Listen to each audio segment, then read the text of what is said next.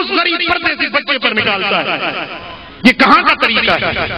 یہ کہاں کی سنت ہے؟ کس نے تمہیں اس چیز کی اجازت دی ہے؟ اور آئیں میں آپ کو فتاوا دکھاتا ہوں علماء کی، اگر 3 سے زیادہ ڈنڈیاں مارتا ہے تو اس سے قصاص دیا جائے گا۔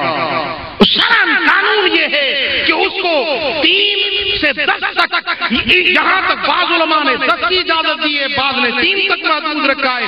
اس سے زیادہ اگر کوئی مارتا ہے تو اس سے قصاص دیا جائے گا۔ اس مولوی کو بھی اتنے ڈنڈے مارنے چاہیے جتنے اس نے بچے کو مارے ہیں۔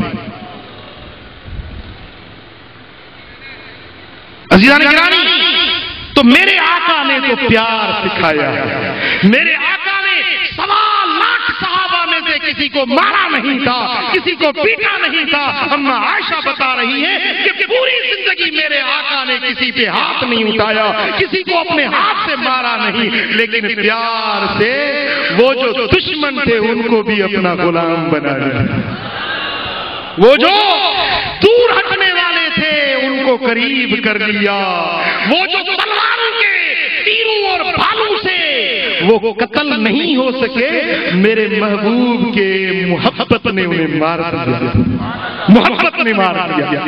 وہ محبت میں میرے آقا کے عشق میں مر گئے، اپنی جان تک میرے آقا کے قدموں پر نچھاور کر دی۔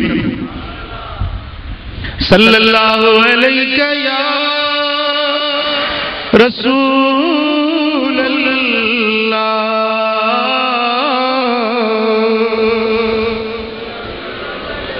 صلی اللہ علیہ یا رسول اللہ۔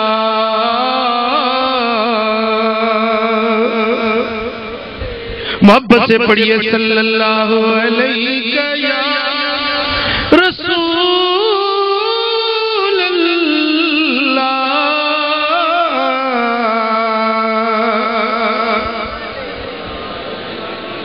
سبحان اللہ۔ وہ ایک دشمن ہے جو تلوار لے کے میرے آقا کو شہید کرنے کے لیے آیا۔ سرور عالم، دوپہر کا وقت ہے، ایک گھنی چھاؤں والا درخت تھا، اس درخت کے نیچے میرے آقا استراحت فرما رہے تھے، میرے آقا نیند فرما رہے تھے۔ اس دشمن نے دیکھا کہ اب موقع ہے، اکیلے اکیلے آپ سوئے ہوئے ہیں، اب یہاں پر میں اپنا کام کر سکتا ہوں۔ جب میرے آقا کے قریب آیا، جب اس کی نظر والضحیٰ والے چہرے پر پڑی، سبحان اللہ، وہ چہرہ، وہ دشمن ہے، وہ تلوار لے کے قریب ہوا، لیکن جب اس کی نظر میرے آقا کے مکھڑے پہ پڑی، اس کے جسم میں لرزہ طاری ہو گیا اور تلوار اس کے ہاتھوں سے نیچے گر پڑی۔ تلوار نیچے گری، آواز ہوا، میرے آقا نے چشمان مقدس کھولی، دیکھا دشمن سامنے کھڑا ہے لیکن تھر تھر کانپ رہا ہے۔ آپ نے اس کی تلوار اٹھائی، وہ دشمن جو تلوار لے کے حضور کو شہید کرنے آیا، اب اس کی ہی تلوار میرے آقا نے اٹھائی۔ آپ نے فرمایا اب بتا میری تلوار سے تجھے کون بچائے گا؟ ایک روایت میں اس طرح ہے اور ایک روایت میں ہے کہ حضور علیہ السلام جاگ پڑے تو اس کے ہاتھ میں تلوار تھی، اس نے کہا کہ اے محمد صلی اللہ علیہ وسلم اب بتاؤ تمہیں میری تلوار سے کون بچائے گا؟ تو آپ نے فرمایا اللہ۔ بولو کافر نے کہا، دشمن نے کہا میری تلوار سے تجھے کون بچائے گا؟ میرے آقا نے فرمایا اللہ اللہ اللہ۔ جب اسم الجلالت سنا، جب اسم اللہ اس کافر نے سنا تو اس کے بدن میں لرزہ طاری ہو گیا اور تلوار گر پڑی۔ اب آپ نے تلوار اٹھائی، آپ نے فرمایا اب بتا کہ اس تلوار سے تجھے کون بچائے گا؟ تو اس نے کہا کہ اب آپ مرضی والے جس طرح چاہیں مجھے مارنے پر آپ قادر ہیں۔ آپ نے فرمایا جاؤ ہم نے تمہیں معاف کر دیا۔ سبحان اللہ، سبحان اللہ۔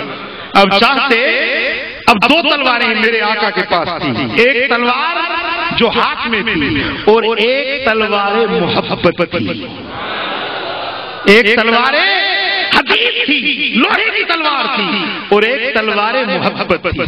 آپ نے فرمایا اب تجھے کون بچائے گا؟ اس نے کہا آپ ماریں جس طرح مارنا چاہتے ہیں، آپ کے ہاتھ میں تلوار ہے۔ آپ نے فرمایا جاؤ ہم نے تمہیں معاف کر دیا۔ اب یہ حدید والی لوہے والی تلوار استعمال نہیں کی، اپنے شفقتوں اور محبتوں والا جملہ بول دیا۔ اب اس پر اتنا اثر پڑا، اتنا اثر پڑا کہ وہ کلمہ پڑھ کے مسلمان بن گئے۔ آپ سمجھتے ہیں نا، ہم تو ڈنڈے کو سب کچھ سمجھتے ہیں، ہم تو ہتھیار کو سب کچھ سمجھتے ہیں، لیکن میرے آقا کے پاس تو ہتھیار تھا محبت والا۔ سبحان اللہ۔ جب وہ میرے آقا کی شفقتوں کو دیکھتا ہے کلمہ پڑھ کے مسلمان ہو جاتا ہے۔ اب لوٹتا ہے تو عشق مصطفیٰ لے کر لوٹتا ہے۔ نظر ملا کر کسی نے یارو نظر کا جادو چلا دیا ہے، نہ جانے کیسی دکھائی نظریں کہ پل میں اپنا بنا لیا ہے، نہ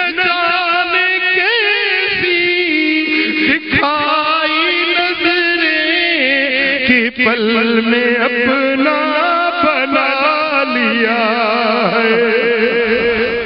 غم جدائی میں مر رہا ہوں، ہزار ہی میں چلا رہا ہوں، خدا کرے میں دیکھوں ان کو جو مجھ کو چھوڑے چلا گیا، نہ جانے کیسی دکھائی نظریں کہ پل میں اپنا بنا لیا ہے۔ پڑھیے صلی اللہ علیہ یا رسول اللہ،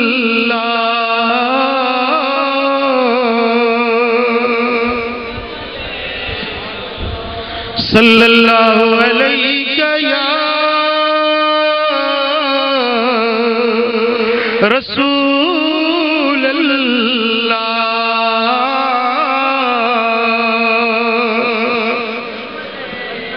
مکہ مکرمہ کے اندر ایک بڑی عمر رسیدہ عورت ہے جس کا نام ہے سمیہ، سمیہ نامی سن رسیدہ عمر رسیدہ عورت ہے۔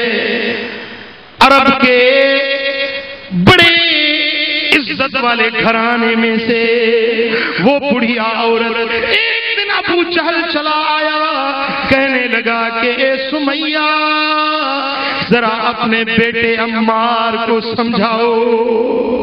بولا کیا ہو گیا؟ میرا بیٹا تو اچھا ہے، کیا اس نے تمہیں تکلیف دی ہے؟